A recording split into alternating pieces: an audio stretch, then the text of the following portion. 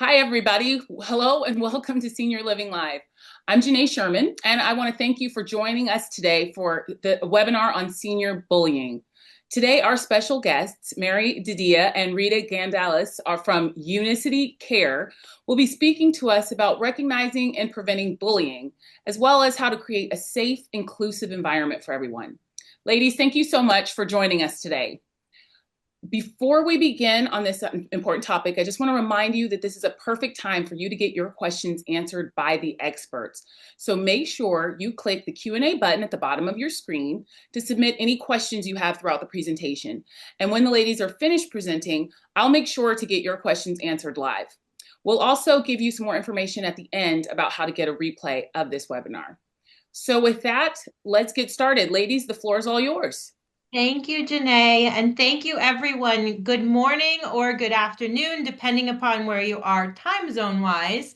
I just wanted to thank you guys for all taking time out of your busy schedule to join us on this very, very important topic. So I am Mary DiDia. I am the Director of Business Development for Unicity Care Management, and we have Rita Grandlis, who will be our presenter today. Rita Grandlis is our Director of Care Management. So, a few of you may be wondering how we are experts in senior bullying and who we are today. So, I just wanted to take a moment to introduce ourselves, of course, but most importantly, introduce Unicity Care Management. So, Unicity Care Management consists of all a team of licensed social workers and registered nurses.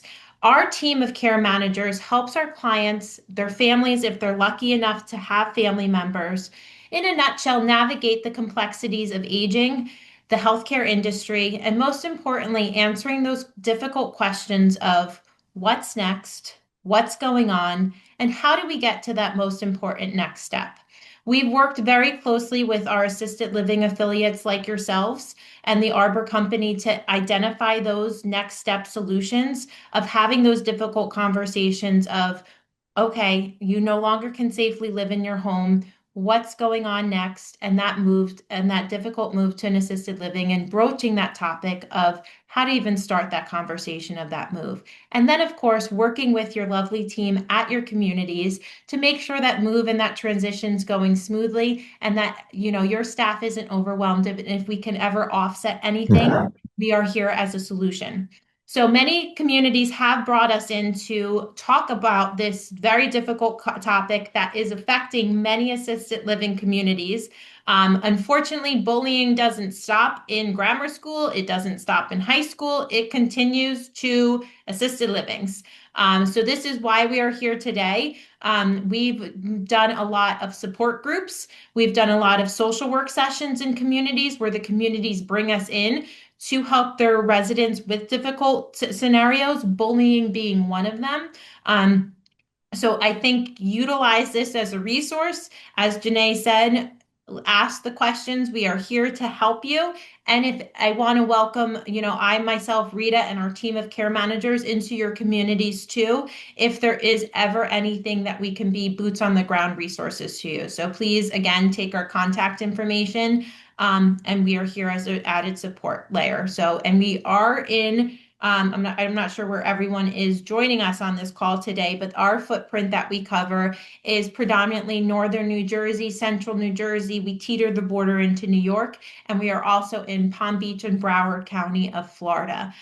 So if you guys are in those areas, you may know us. If not, get to know us. So I will hand it off to Rita. She will be presenting today. So again, any questions, please feel free to ask. We like this to be conversational. So Rita, the floor is yours. Thank you so much. And yes, to piggyback off Mary's statement, we'd like this to be interactive. I don't like just kind of relaying all the information to you. I love it when we actually talk about scenarios or real life vignettes.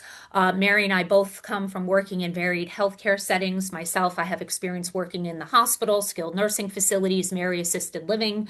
Now working with as a care manager, I'm in multiple communities, and we see the bullying on a regular basis. So we'll start with the slides, but if anyone has questions, as we're going, please raise your hand. We can kind of address it as we're going through it. But to Mary's point, normally when we think about the word bully, we relate it to our children, our teenagers. But the reality is that bullying is a very real issue among the older adult and senior population. Seniors can be either the target of a bully or be responsible for the bullying themselves. We see it can happen one time, it can be an ongoing issue, and I think we really need to talk about it more and have these conversations because as the senior population continues to grow, this is going to become a larger problem. And I think just like with children, teenagers, young adults, bullying is wrong. It's not to be tolerated and it's not accepted regardless of what age we're talking about it occurring. So when Mary and I give this presentation, I always ask everybody just to take a moment, do a little exercise. Think about a time in your life where you felt like you were bullied. And how did that make you feel? Did you report it? Did you speak to somebody? Did you speak to the person that was bullying? Or perhaps you witnessed somebody else being bullied. How did you respond? Did you intervene? Did you report it? Or how did it make you feel? And then in some cases, people have admitted to me that they've been the bully, sometimes in their younger years, and kind of talking that out. Like, why did you do it? How did you engage in that behavior? How did that make you feel? So I always just ask people to kind of take a few minutes. We don't have all that time today to kind of just think about this as a self-reflection exercise, because all of us at some point in our lives have either been a victim or perhaps seen it occur. And that will help us kind of in our work here, working with our seniors and addressing the bullying issue. Really, people ask me, what is bullying, right? So that's what I like to do first, is actually define it.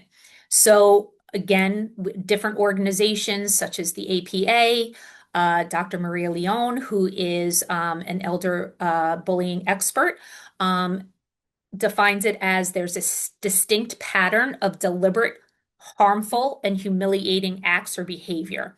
The APA defines bullying as a form of aggressive behavior in which individuals are intentionally and repeatedly causing another individual discomfort or injury.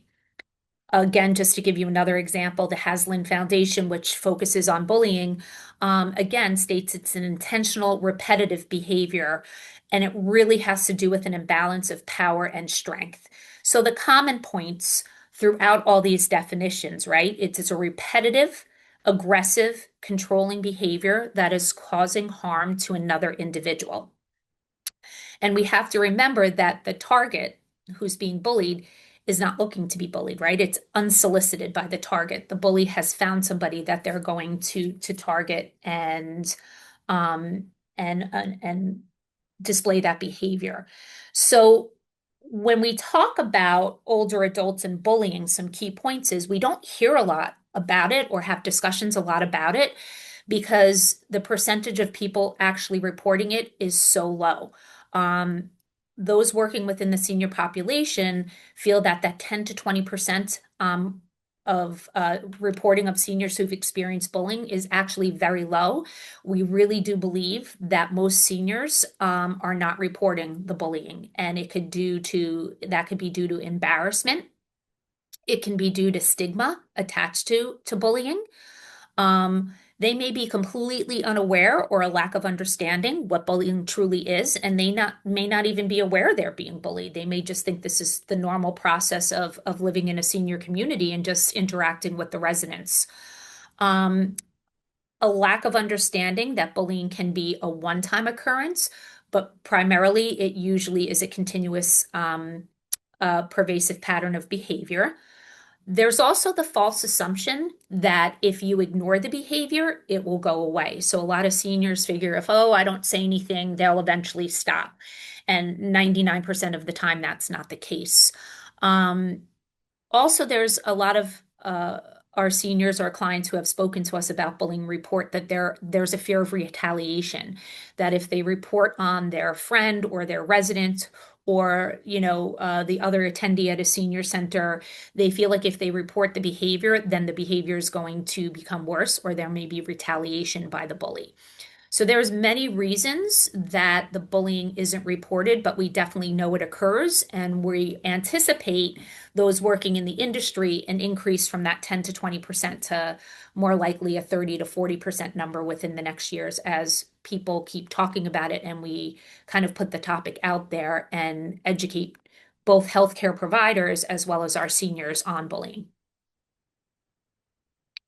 So for seniors, we see the bullying occur when the seniors have to share spaces, right? They have to share spaces, they may have to share resources, they may have to share seats, or staff attention. We really see the bullying occur when it's in shared spaces for seniors who spend a significant amount of time together, whether it's forced or voluntary. So, attendance at a senior center, sometimes you'll see the bullying incidences occur there. Same with adult daycare centers. Same with independent or assisted living communities. Same with independent inpatient skilled nursing or nursing home communities. And then the same with 55 plus communities. So it's any environment where seniors are spending a significant time together, whether, again, they're choosing to be there or whether they're a resident and living there. So this is commonly where we see the bullying occur. So I'm sure all of you guys know this. If you're working in seniors in healthcare, the most common place we see this is in the dining room. Table seating is the bane of most people's existence who work in assisted living and memory care community. Mary's shaking her head because she formerly is from the assisted living world. That is a lot of where the issues come with the dining room. And if anyone would like to share a story about that, we're open to it. We also find that it also is in the seating for activities in the theater, in the communities, whether it's at a movie theater, it's in the activities room, who's going to sit next to who for the art therapy program, or if it's for the games, if you're playing trivia, sitting on a bus to go out to an activity, sitting in the community room, watching TV. Anything that involves like seating or seating arrangements, we find those are where most commonly the bullying occurs. Also, we have found, and it's very interesting when you sit back and just observe, we also find that it happens when the seniors or the residents at this communities are vying for the staff attention. And if they feel that a staff member is paying more attention to somebody else more than them, it can trigger feelings of jealousy and resentment, which then can lead to bullying as well. Yeah. And then we also kind of need to realize that senior bullying can also occur on social media. So many of our seniors, our older adults, are tech savvy. They're on their phones, they're texting, they're on Facebook or possibly Instagram, or there could be a shared site for the senior living community that they're in. So we have to be cognizant of the fact, too, that the bullying can occur via social media as well, which I think a lot of us don't think about for seniors, but it's a very real occurrence as well, too. Mary loves to tell a story about when she worked in the assisted living with bullying, right? Yes. So when Rita and we were sitting down and we were making this presentation, we're like, what do we call it? What do we call it? And, this slide really drives home why it's called bullying. You can't sit with us. Because as Rita beautifully said, is a lot of the bullying does take place in the dining room. I myself some days felt awkward walking through the dining room because people had, the seniors often they would bully, they would, have certain comments that they would share about, they didn't like the color of my shirt or something. And they voiced that opinion, which is fine. I have a thick skin. But when we see it amongst the residents to resident, that's really where we need to do something. So I myself used to work as a director of sales in an assisted living. And I remember this one woman, she was so excited to move in. She was excited to be with a friend of hers that she had a few years ago and they lost touch. And she's like, she lives here now. I just want to be with her, resume our friendship. And I said, this is great, and I was talking to our assisted living coordinator about, where she's going to sit in the dining room, so I said, let's put her with that resident that they were previous friends with. And so I said something to the resident who was living there, not the new move-in. And I said, "Oh, your friend's moving in." And she's like, "She's no friend of mine." And so then I had to navigate those difficult waters of, okay, where's she going to sit? And we had them sitting at the same dining time, the same seating time rather, but they were at separate tables because the bullying got to be so bad. So the staff had to intervene. Apparently they weren't friends, but it was a one-sided friendship where this poor woman did think that she could resume this friendship, but the bullying continued. And since that resident was there longer than the new move-in was, she had her friends, and then the friends kind of ganged up on each other. So with staff intervention, we were able to dissipate the situation, but it's just building the awareness, to these topics and where they can occur. So. Correct. And then also understanding what types of bullying are out there. Obviously, some of this is very obvious information. There's the verbal abuse, right? Verbal bullying, maybe picking on people's outfit, their appearance, negative comments to them on a regular basis. I know working with older adults and seniors in the skilled nursing facilities or assisted living communities, sometimes when a person transitions to using an assistive device, right, whether it be a cane or a walker or a wheelchair, sometimes they'll be picked on for that. I've heard stories that people can tell when somebody starts wearing incontinence briefs because they could see the change in maybe how their outfit looks or the noise of the swish going by and maybe picking on them then because they suddenly have an incontinence issue. So obviously verbal bullying. Then there's physical bullying, where sometimes they're actually laying hands on each other, which oddly enough, several years ago in a community up here in Bergen County, I had a man and a woman literally fighting over space in the dining room. Verbal words were expressed. This was a consistent issue over seating in the dining room. And it got to the point that the woman actually physically put her hands on the gentleman. So we don't necessarily think that it'll get to a physical level, but in certain situations, our seniors can really still be physically aggressive. We touched on cyberbullying before between texting, perhaps posting messages on Facebook or Instagram. I mean, most commonly for us working with our senior older adult population, really the most common form of bullying we see is the verbal abuse. And behaviors can range from being very subtle to being just outwardly aggressive. So it's just being on the lookout and being aware that sometimes it starts off very slowly and then can build up to a very aggressive level. We also find there's a difference between men and women and their bullying behaviors. We find that women are more verbal, more with the negative commentary, the negative tones, getting their friends to gang up, talking about them, those kind of verbal behaviors. And we see men, it's more of physical, like kind of entering people's personal space without permission, getting more up into people's faces. And I've had it happen actually down in Florida where we also cover care management. I had a resident at a facility, one of the first times I was giving this presentation, talk about how one of the gentlemen in the community was very sexually aggressive to her. And even though she was denying his advances and told him he had no interest, he was very physical and sexually aggressive towards her every time that they saw each other, and even was knocking on her apartment door unsolicited to the point that she didn't even want to leave her apartment and go down to activities or the dining room because his behavior was becoming so aggressive. So, I mean, that may not be a high occurrence as the verbal bullying, but it does happen. We were brought in to an assisted living too because the bullying amongst the women got to be so bad that they formed their own clique. And the way that they identified themselves, if you were a member of this clique, is you wore horizontal stripes. So no one else in the assisted living was allowed to wear horizontal stripes unless you were involved in, a member of this clique. And the women were so verbally abusive towards others that it was just they tried to intervene amongst the staff, but then they had to bring us in to really resolve the situation. So it can be verbal and even look out for those nonverbal signs of why are there so many stripes around the community. So it's just looking out for everything. Yeah.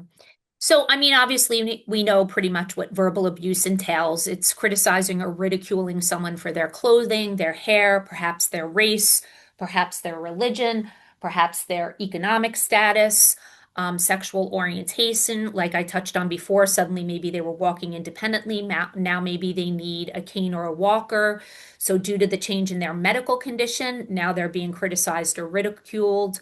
Oddly enough, spreading rumors or gossip. I mean, we joke about it. It's like being back in high school sometimes when you're in these senior living communities, but spreading untrue rumors or gossip about fellow residents, making inappropriate sexual comments among the residents, verbally hounding another resident for something they want from them, like, I want that beaded necklace. I wanted that and I didn't win it at bingo and I should have had it and I want it. So kind of harassing or hounding someone for something else that they want from them, making hurtful jokes. Person making the joke may think it's funny, but the recipient may not. Um, and then, like I talked about, insults about your change in health or condition, such as using a cane, rollator, or wearing oxygen, or perhaps, having a stroke and then having, aphasia, and not being able to communicate. So those are kind of the common ones we see in the verbal abuse. Physical abuse, I mean, obviously, those are pretty obvious too. Hitting, pinching, pulling hair, pushing, kicking. Um, some of the other ones are stealing or damaging the other person's property, making obscene gestures, which one of my back to that client up in Bergen County a couple years ago, she loved to give to the finger to anyone who possibly aggravated her, and that offended a lot of other residents. As we touched on, inappropriate sexual advances or sexual behavior, invading one's personal space. And that's kind of a very interesting one because I think everybody has a different definition of their personal space, but really entering into somebody's, they're right in their perimeter and not understanding that personal space and that physical boundary. And that really is a trigger for a lot of people as well, too. And I'm actually currently dealing with that in a facility here in Bergen County. And we keep trying to address with the resident who doesn't have dementia that he makes the other residents uncomfortable when he invades their personal space, when he touches them without their permission, when he joins them at the table and they haven't asked, or given permission to have them join there. He thinks he's helping people. He thinks he's being friendly. He's not understanding his physical presence is actually making people uncomfortable. The big one we see, obviously, as we talked about, is the exclusion, not allowing one to sit with them at your table or saving seats for your friends and excluding other people from sitting with you. And as Mary touched on briefly, we do realize that cliques do occur in most senior communities, at a senior center, adult daycares. So it's just being aware of the physical signs here. The other key thing I like to talk about is knowing the difference between bullying or a change in behavior. So we need to be aware that sometimes one of our residents or seniors may be acting differently and displaying new behavior, but it's not necessarily bullying. They may become aggressive, they could become easily agitated, they may be verbally inappropriate, but sometimes it may be due to a change in a medical condition versus a bullying, intentional bullying. So we all have to be aware, working in the senior communities with our seniors in healthcare, assessing the new onsets of this behavior, right? Is it related to an acute health or mental health condition? And once we rule all of that out, then maybe it is a bullying behavior, but really we need to rule out any medical conditions such as a UTI, chronic pain, which I think a lot of us take for granted that if somebody's in pain, they may not be in the best mood on a regular basis and may not be easy to engage or interact with. Do they have a fever? Do they have some sort of infection such as sepsis?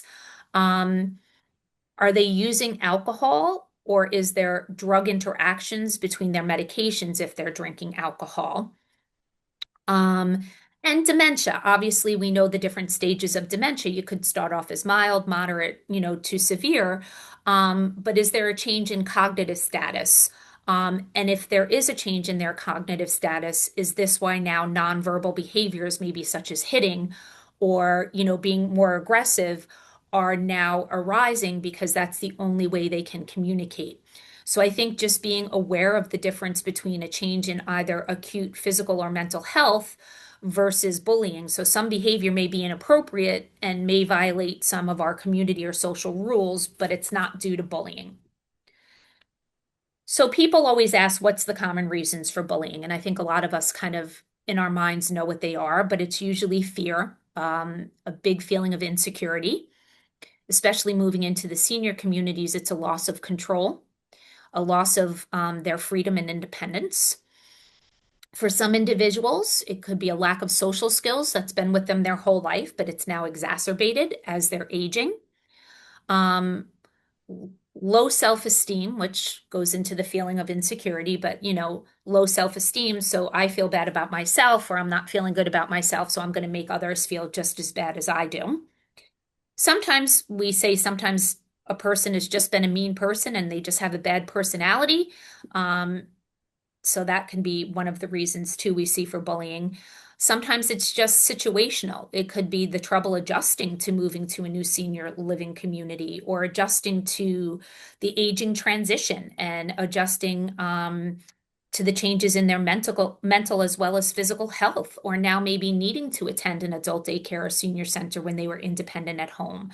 So a lot of times it could be the adjustments and the difficulty adjusting to the transitions as we age. Sometimes it can be side effects from medications, which changes their personality or their emotional and mental health. It could be grieving. Perhaps they had a recent loss of a spouse or a partner, and that's created a change in their behavior. Obviously, underlining psychiatric diagnoses. Sometimes those psychiatric or mental health diagnoses have been untreated and undiagnosed, and nobody's ever addressed them with it. And now we're seeing these behaviors in a senior living community, and they've been there for years, but nobody's ever addressed it before. So it's been undiagnosed and untreated. And as we touched on, it could be a cognitive and neurologic decline. And then also we see a lack of empathy with our seniors as they're aging as well too. So those are kind of the common reasons we see for the bullying occur.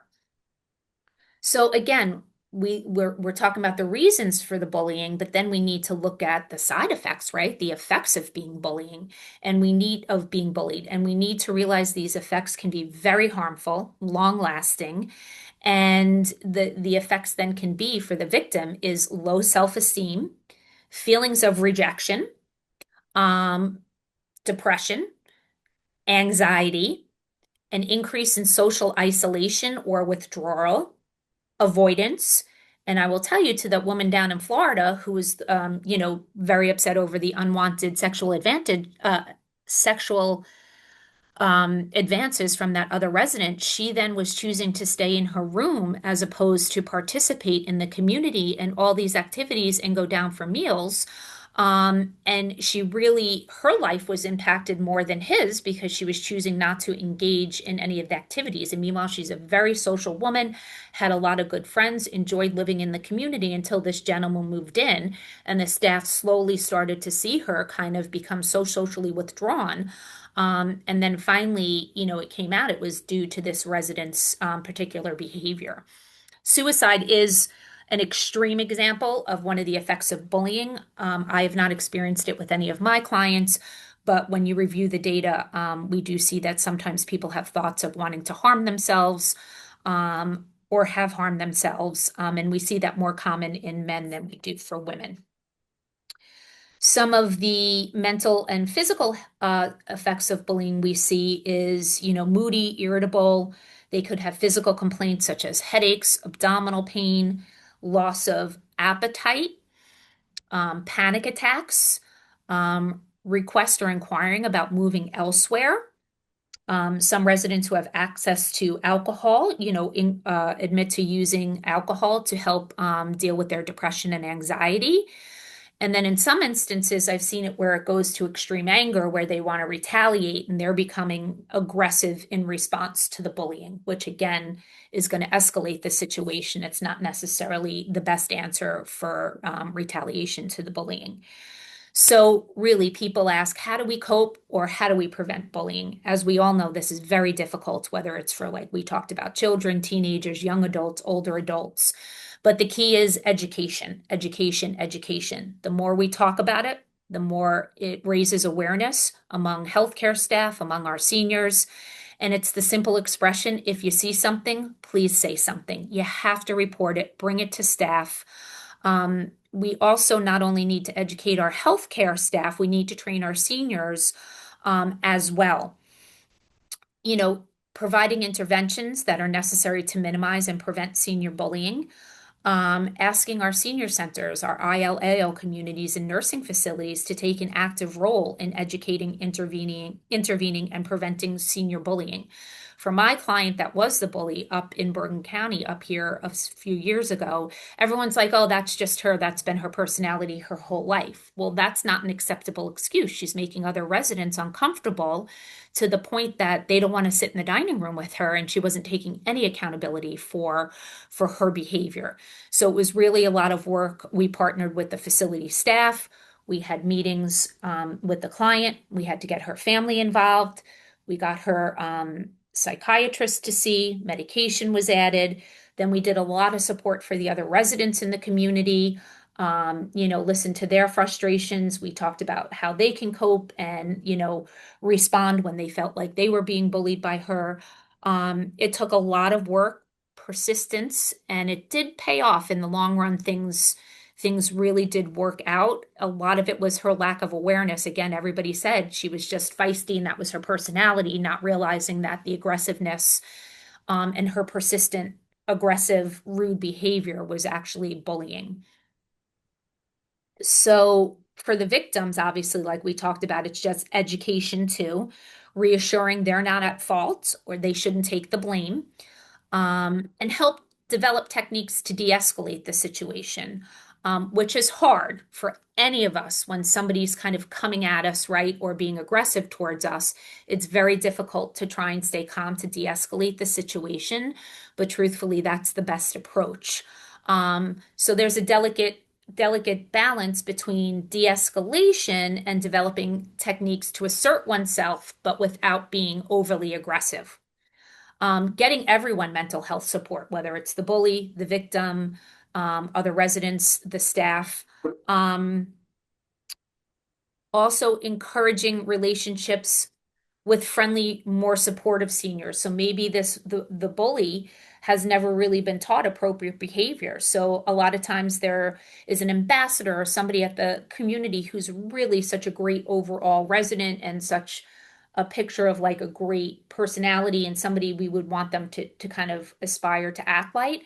So kind of partnering them with other residents to encourage those friendlier, more supportive relationships.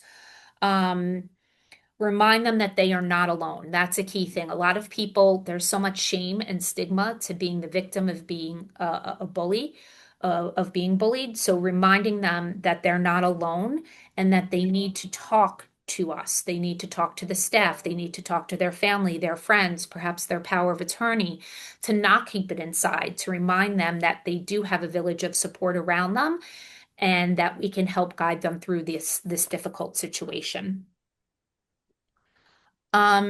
We've talked a lot. Does anybody have any kind of questions or incidences or anything they'd like to bring in?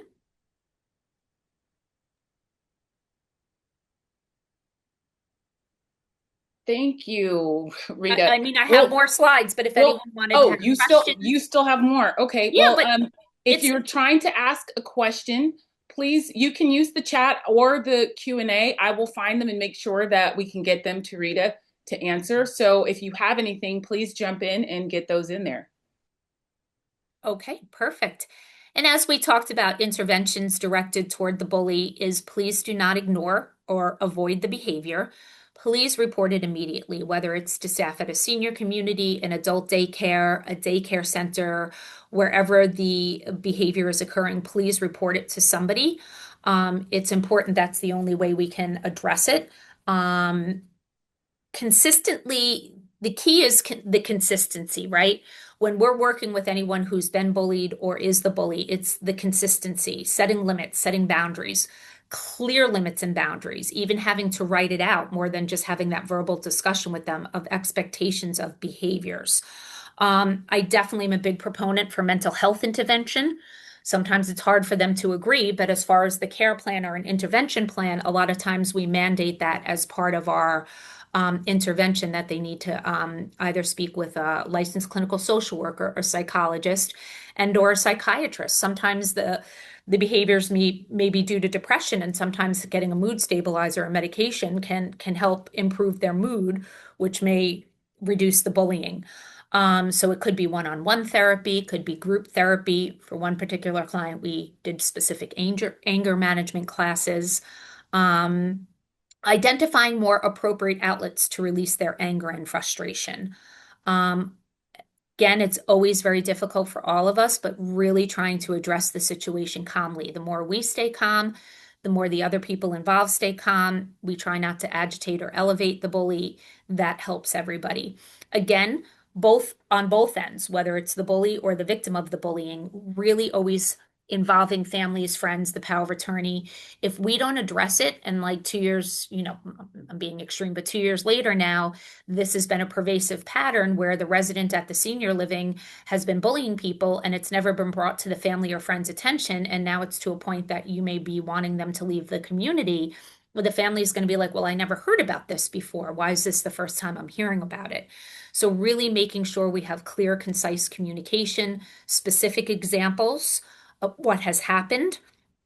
And again, I'm dealing with that right now in the community here in Bergen County, where I ask the residents to write the letters, tell me exactly what happened, put it in writing. So then when I bring this to the person, I have concrete facts. It's not hearsay.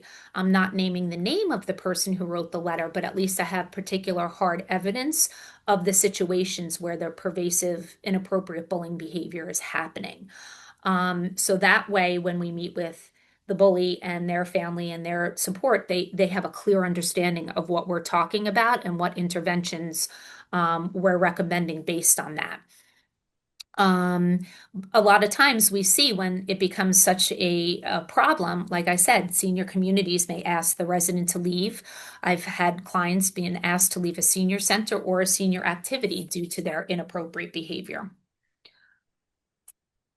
So we can kind of skip over this a little bit, Mary. I feel like we touched on that. So the other thing we need to realize, and we see our clients as care managers in their home, in independent living, in assisted living, in memory care, in nursing homes, at the hospital. So we kind of touch all along the continuum of where the seniors live. But I think a lot of us need to realize too that caregivers need to realize it's not one size fits all for all of our seniors. The key is to offer motivation and support, right? There's not one solution that's going to fit for every senior. So we need to look at everything. But we have to remember that caregivers can be the bullies as well, too. And I see this more commonly at home when it's the senior alone, one-on-one with a caregiver. So the key is to offer our motivation and support. We want the senior to feel empowered, to feel independent when they can with activities and decisions. We want them to openly communicate with us, discuss expectations of their care, whether it be at home, whether it's in a facility. We solicit their feedback on a regular basis. We need everybody to understand that the ends don't justify the means. So if a caregiver is being overly aggressive, like you need to do this, you need to take a shower, or otherwise you're going to smell and no one's going to want to hang out with you anymore. That verbal abuse on a regular basis by a caregiver to a senior doesn't justify the means. So maybe the senior will get in the shower because they've been bullied to, but that's not acceptable behavior by a caregiver to encourage a senior to engage in an activity.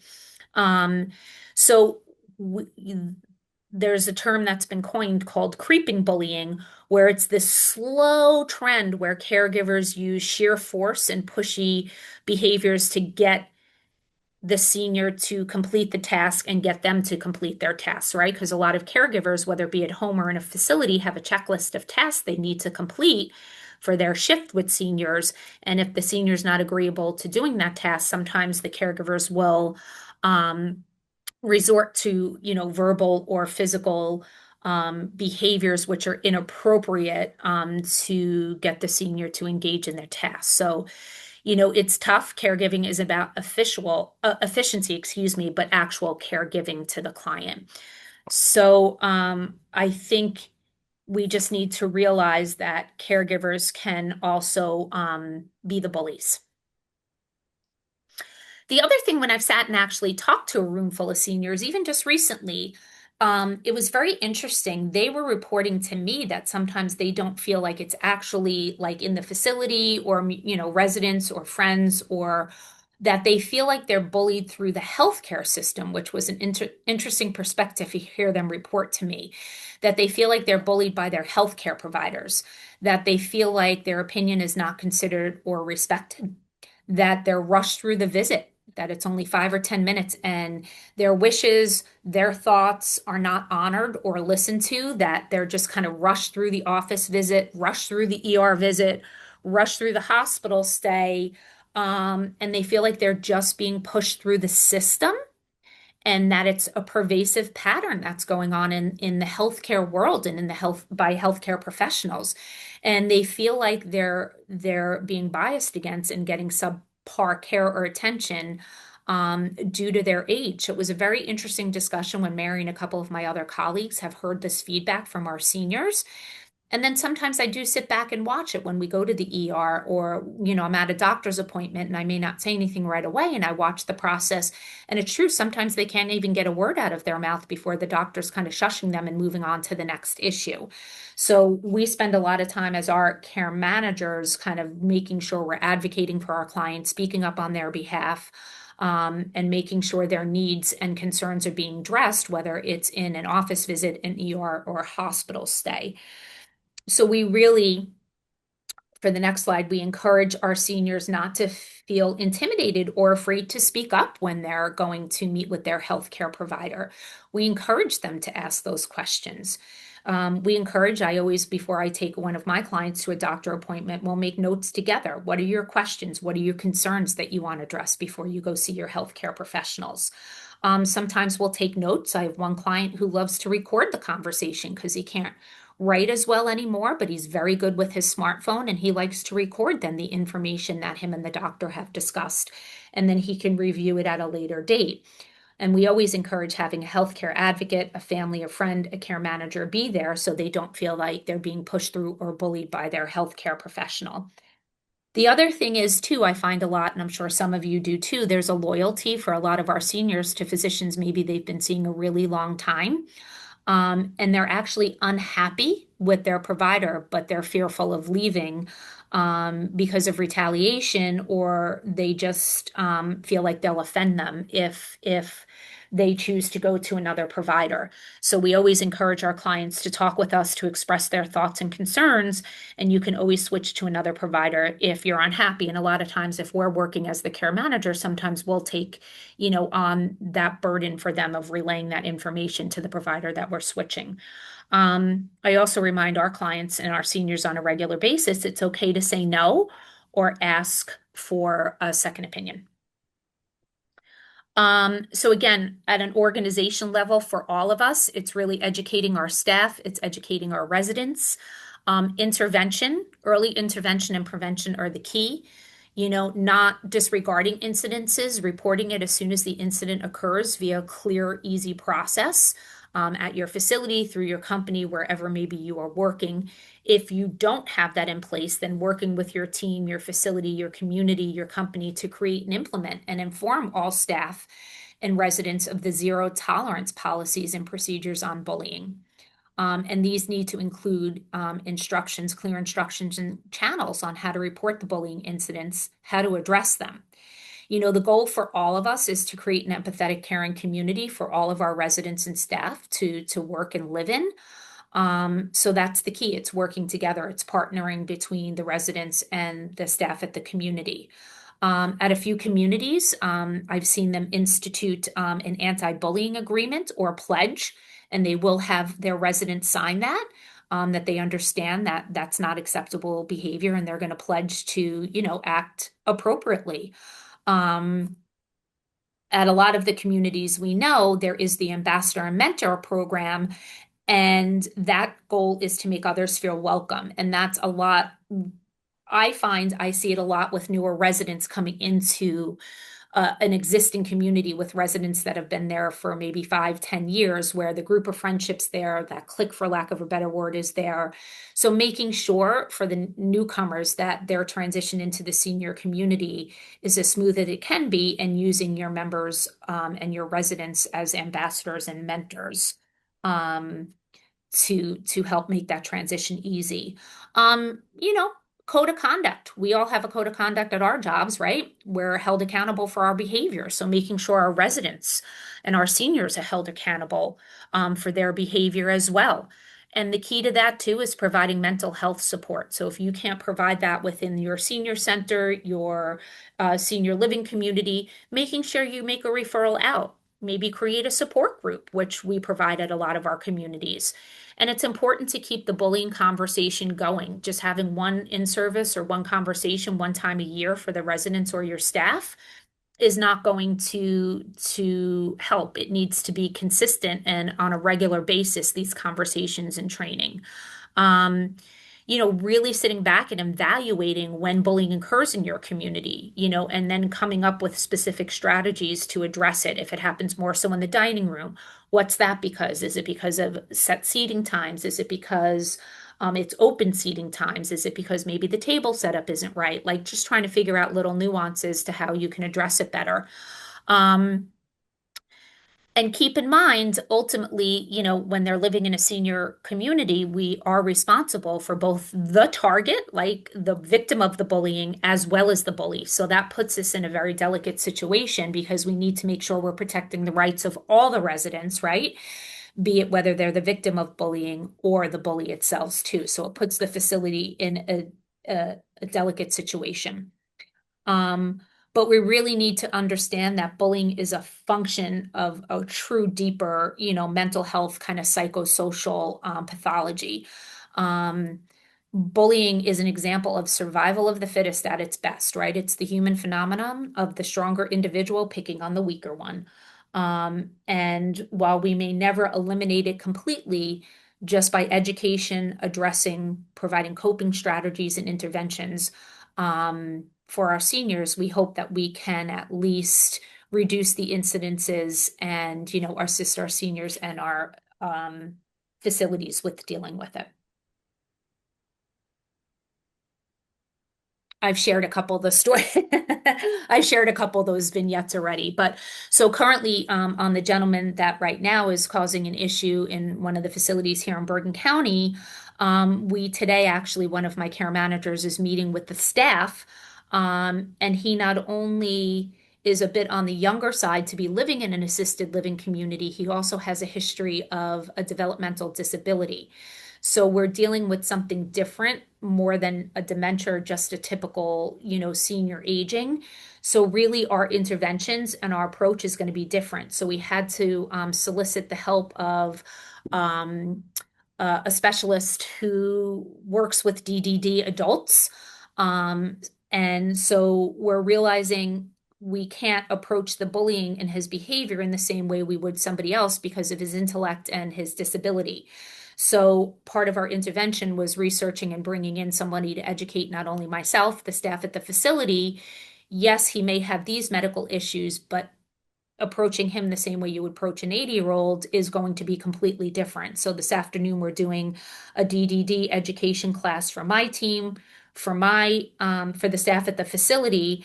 And then from that, we're going to create a plan to work with him because basically she educated us. It's very interesting to kind of work on like positive reinforcement, giving him incentives and actual concrete, I don't want to say prizes, but concrete rewards when he displays good behavior.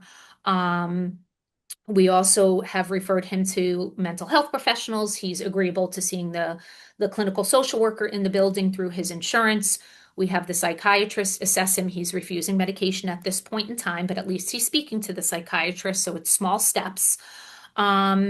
And then we're offering a support group to the residents that are, kind of feeling bullied by him, and also meeting with their families as well too.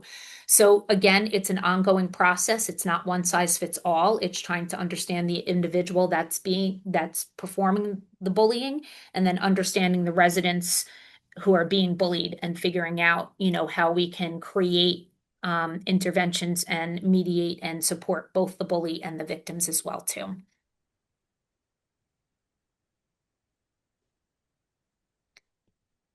Okay, so anybody have any thoughts, questions, comments?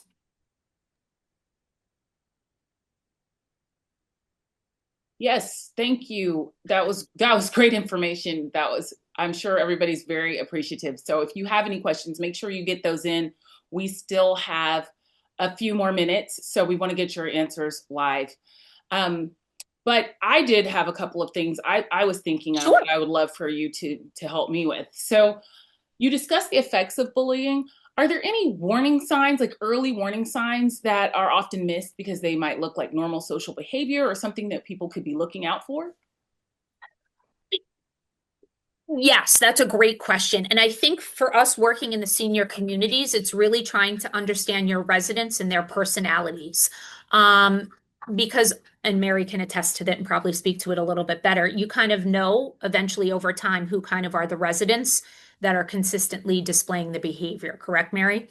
Yeah. So kind of getting ahead of that when we start to see them being a little aggressive of activities, trying to get ahead of it as early as possible. But Mary can speak to that a little bit better, having worked in. Yeah, no, I totally agree. And it's really just looking at, we have the gift of being, or you guys have the gift of being in front of your residents on a daily basis. So you understand who they are on a daily basis, oftentimes more so than their families. So understanding who they are on a day-to-day basis, if someone is being bullied, seeing that change in just not their physical condition, as we always look at things so clinically. But, if someone seems a little bit down, if they might seem a little bit, not partaking so much in activities, understanding those changes in their normal day to day. So how can we intervene? What's going on? Kind of just doing that friendly check-in, making sure that they are comfortable. This is their home setting, and it comes down to communal living. Communal living is often difficult. People are, coming from their forever homes that they've lived in independently, and now we're putting a bunch of people in that same scenario living together. So there's gonna be issues that come about it, but it's really what we do with it. But yes, keeping an eye out for those changes too, I think is the most important. Yeah, and we know the residents that have a stronger personality versus not. But you can see the ones who agitate or get triggered easily, so really kind of making a conscious effort to keep your eye maybe on that person versus not. But it's hard. Sometimes people surprise you. I was so surprised my client was. I mean, she was a strong personality, came from Brooklyn, 96 years old. She was like appropriate with me. So to hear her behavior in the dining room, I was shocked. So I had to show up a couple times and hide and sit and watch her at mealtime just to witness it myself, because I never witnessed it. I was just told it. So it's really, we just need to, as soon as we see something, we need to say something so we can get ahead of it sooner rather than later before it escalates. That was actually a great lead into our first question from a viewer. Who should be contacting you guys? Should it be the individual, the community themselves, the senior community, or even the family of the bully or the bully themselves? How do we make that connection? Correct. That's a great question. So it could be any of the above. We are a fee for service. We're private pay as care managers. So usually the facility may contact us, or they may call Mary and say, hey, we have a prospective client. Would you reach out to either speak to the resident directly, or perhaps it's a family member or a friend or power of attorney? So it could be the facility. The facility may give our information to the actual residents or their family. They can connect with us. So there's many ways. A lot of times the bully isn't really aware of their behavior, right? 9 times out of 10, when I'm giving this presentation, there's the person that's the most vocal, and they're the bully. Like everyone around them is like, they're the problem, not me. So So it could come from any of the above. But Yeah. we are a private pay service, so it's just making sure they can afford And to have that.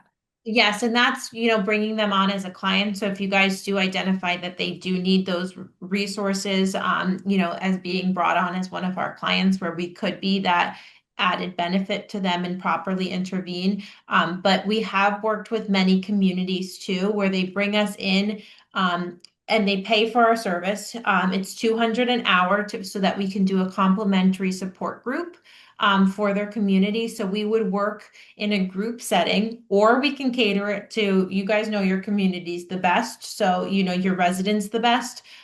So we would work with you to come in and intervene with residents, either in a group setting, a one-to-one setting, two-on-two settings, and we can, be that mediary.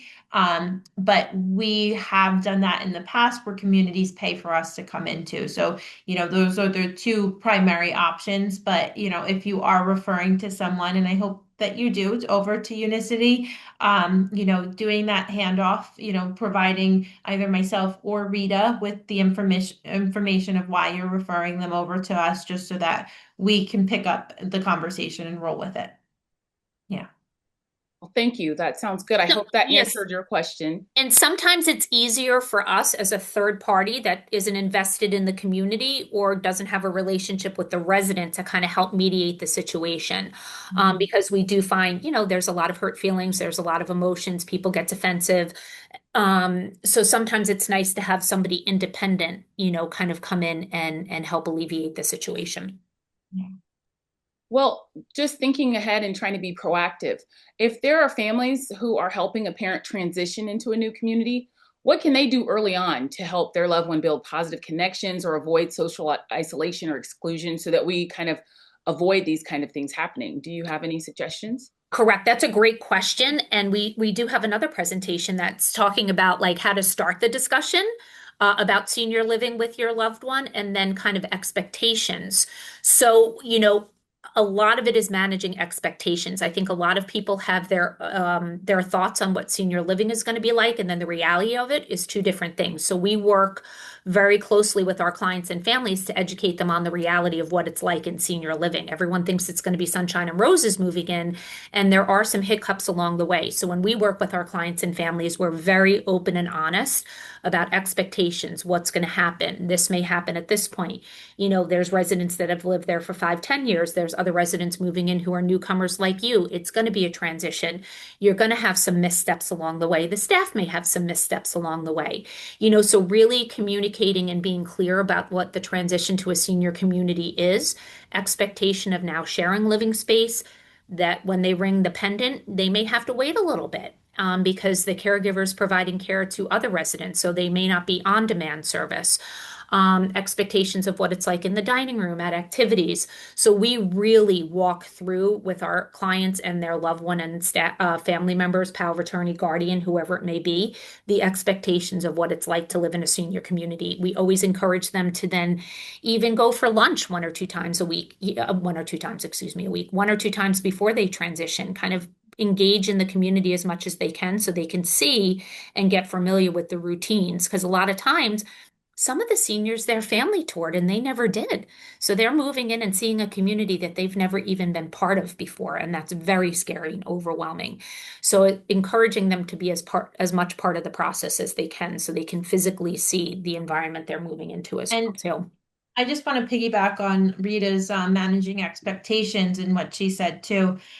Oftentimes when, I would communicate with families and, I talk to our clients who are making that transition and their family members, they may be picking up the phone, talking to, if there's directors of sales on the call today, talking to you and going through, oh, my mom's so lonely, my dad's so lonely, they've been widowed for years, they just need to make more friends. That, they're going to go to all these activities and they're going to meet all those friends. And I say to them, I said, okay, well, that's a goal, but who was your parent social, in the past? Or were they more, in an introvert, So it's managing those expectations too. Like your communities offer wonderful activities that can fill their days, but also knowing, is this an individual that would enjoy these activities 10 years ago? So you know, and if they're not the most social one, they probably aren't going to change. So, you know, and managing those expectations with the friends. And that's where we come in. We've known our clients, you know, prior to moving into the assisted living as well. And we can be involved in that process too, but also to communicating with you and your staff, being that, okay, if we have someone who's more introverted, working with your beautiful activities coordinators and saying, hey, how is there another introvert that we might be able to partner with? Or they love Mahjong. Do you have a Mahjong group? You know, it's something that's not as prominent and prevalent as participating from 10:30 to 4:30, you know, so with these activities. So, you know, how do we manage those? So, and that's a big thing with communication. Yeah, and to Mary's point too, and I'm working with a family now that we're going to either most likely transition to memory care, but like when they're like, oh, great. So at AL, they'll force them to go to every activity. I'm like, it doesn't work like that. The activity schedule is there. Nobody can force somebody to go to an activity. They encourage their residents to, and you know, to go, but they can't physically force your mom or dad to go to the activity. So again, it's a lot of managing the expectations, having those conversations in advance of what it's really like in the day to day. So, you know, hopefully we can avoid some of those hiccups and speed bumps along the way. Exactly. Well, Anything else? thank you, ladies. I don't see any other questions from anybody watching. And you already showed your contact information, correct? Yes. So Yeah. yeah, so we'll be sending this webinar, a video, a recorded webinar to the email that anyone used to RSVP very shortly, so that you'll be able to view this again, see how you can connect with them, and you can share that link with family or friends to rewatch as needed. So we definitely thank you. This hour just flew by. Thank you guys so much. This was a pleasure. No, thank you so Thank much you. for sharing your expertise with all of us today. And so for all of you watching, you'll be getting that link very shortly. And also we have a lot of videos and webinars just like this one, all about every senior living topic on our website at www.seniorlivinglive.com. So all of that content is available for free and on demand. This will be part of that library soon. And of course, you'll be getting the link. So thank you both so much for joining us today. Thank you for everyone on the call for us today. Anything else, or are we ready to go? I'm good. We're good. Happy Thursday, everybody. Yes. Thank you Thank all you so for much for joining. being part of our conversation today. Bye, Bye. everybody. Thank you for having us.